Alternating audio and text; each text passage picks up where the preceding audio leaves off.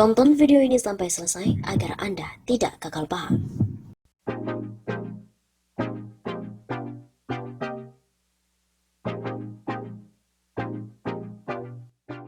Viral, beredar uang redenominasi Rp100 bergambarkan Jokowi. Media sosial kembali dihebohkan dengan munculnya uang rupiah baru yang sudah diredenominasi. Uang itu direkam dengan narasi redenominasi. Video tersebut diunggah di akun Instagram @jakartakeras. Akun itu menyertakan sumber video yang berasal dari TikTok, Aku Ijot. Pada setuju nggak Sobi, tulis akun tersebut.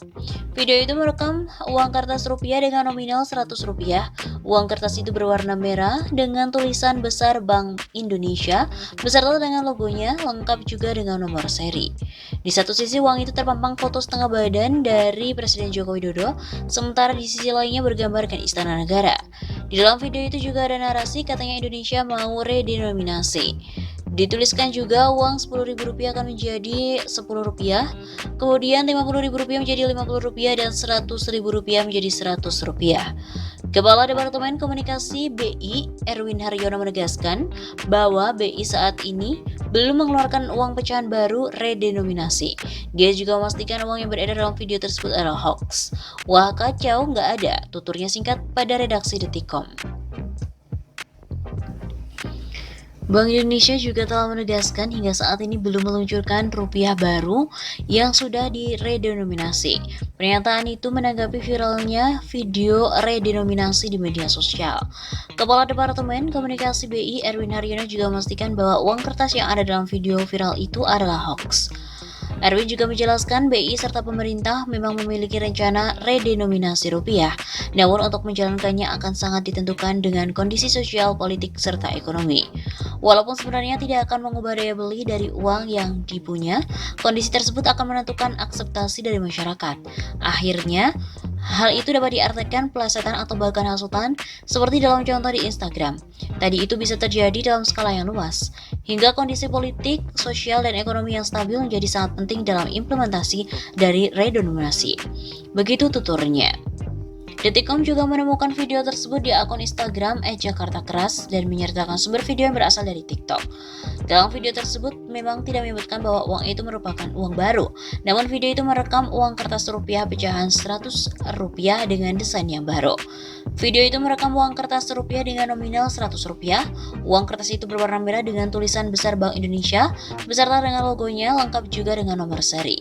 Di satu sisi uang itu terpampang foto setengah badan dari Presiden Joko Widodo, sementara di sisi lainnya bergambarkan Istana Negara. Di dalam video juga ada narasi katanya Indonesia mau redenominasi. Dituliskan juga uang Rp10.000 akan menjadi Rp10, Rp50.000 menjadi Rp50 dan Rp100.000 menjadi Rp100.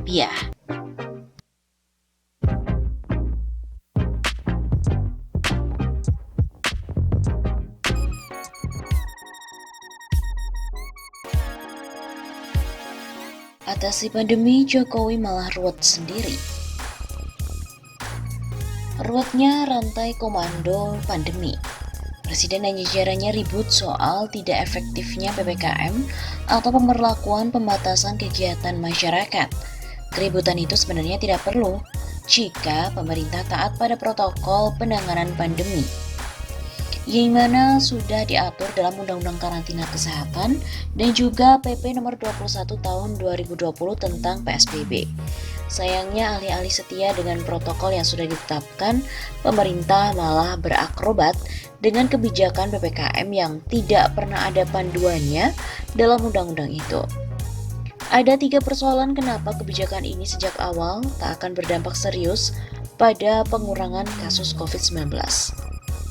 Pertama, perlu dicatat, PSBB sendiri ketika pertama kali dipilih sebagai kebijakan sudah dikritik sebagai protokol karantina yang dilonggarkan.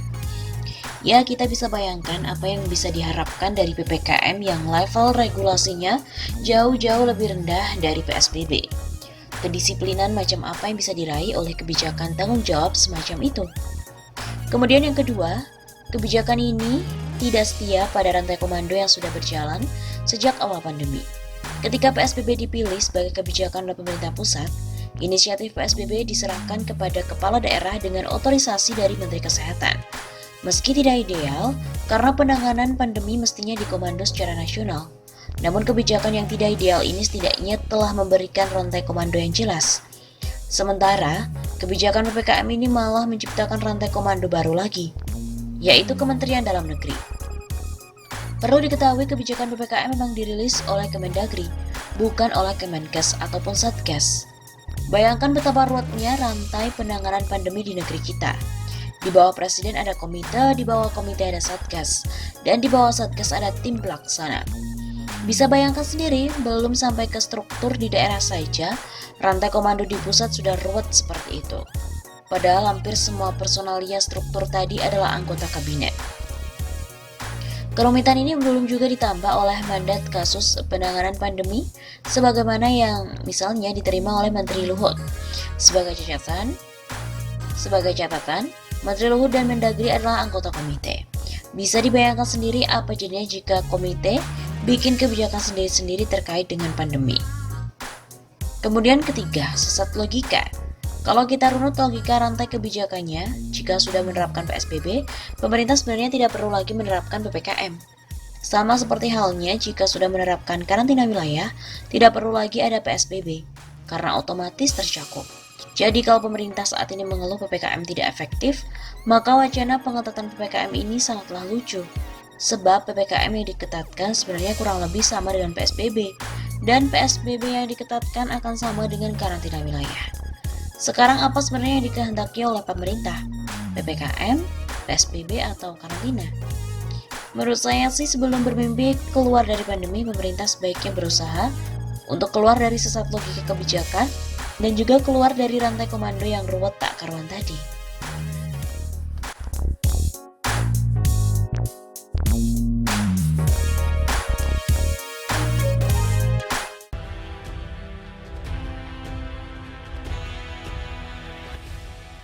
Korban Corona Indonesia melebihi Cina, PKS desak pemerintah segera mengevaluasi penanganannya.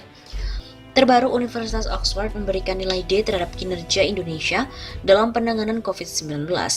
Anggota Komisi 9 DPR RI fraksi PKS Kurniasih Mufidayati mengaku prihatin dengan perkembangan kasus COVID-19 di Indonesia yang terus meningkat. Menurut Mufida, strategi penanganan pemerintah menghadapi perlu dievaluasi. Mufida menyebut pemerintah lebih mengedepankan kepentingan ekonomi dibandingkan paradigma kesehatan dalam penanganan pandemi di Indonesia. Mulai dari Perpu Penanganan Corona, kampanye new normal yang kemudian diakui salah oleh pemerintah, dan terakhir pembentukan Komite Penanganan COVID-19 yang lebih berdimensi ekonomi dan menjadikan Satgas Penanganan COVID-19 hanya bagian subordinat saja dalam perumusan kebijakan. Papar Mufida dalam keterangannya di Jakarta pada hari Rabu 29 Juli. Mufida juga menjelaskan kebijakan yang menitik beratkan ekonomi dalam penanganan COVID-19 saat ini terbukti justru menjadikan perkantoran, pusat perdagangan, dan pasar menjadi penyebaran klaster terbaru. Di DKI Jakarta saja terdapat 68 klaster perkantoran dengan 440 kasus positif dan 107 klaster pasar rakyat dengan 547 kasus. Mufida juga mengaku miris dengan munculnya klaster di bidang kesehatan yang mencapai 124 klaster dengan 799 kasus yang menunjukkan keselamatan tenaga medis semakin terancam dengan pengendalian penularan yang kurang berjalan akibat pelonggaran yang dilakukan. Jika terakhir Presiden meminta penanganan seimbang antara kesehatan dan ekonomi, tapi tidak begitu yang terjadi di lapangan. Kampanye new normal Presiden dengan mengunjungi mal dan menyerahkan kewenangan perpanjangan PSBB di masing-masing daerah membuat kebijakan nasional penanganan COVID-19 ini tidak seragam. Jika dulu epicentrum di Jakarta, kini ada 8 provinsi penyumbang terbesar COVID-19 di tanah air. Pihaknya meminta agar pemerintah tetap menggunakan pola strategi penanganan COVID-19 dengan pola pikir bencana kesehatan, sehingga seluruh kebijakan yang akan dikeluarkan menggunakan pertimbangan kebencanaan kesehatan. Tidak ada yang dibenturkan antara ekonomi dan kesehatan. Kita memahami semuanya harus berjalan, dalam sistem penanganan bencana pun semua sudah diatur, termasuk klaster-klaster yang mendukung misalnya pendidikan, sosial, ekonomi, dan yang komando pusatnya ada di BNPB. Jelasnya, dia meminta pemerintah segera memperbaiki catatan-catatan dalam strategi penanganan COVID-19 dan tetap memegang kendali penanganan COVID-19 hingga ke daerah. Jika pemerintah mengaku menggunakan new normal bermasalah, maka semua dampak dari kebijakan itu harus dievaluasi secara menyeluruh. Pemerintah sudah diberikan kewenangan sangat besar untuk mengelola anggaran, tapi tidak juga terserap dengan baik. Sekalinya muncul program dengan dana besar, justru malah menimbulkan polemik. Begitu tutupnya.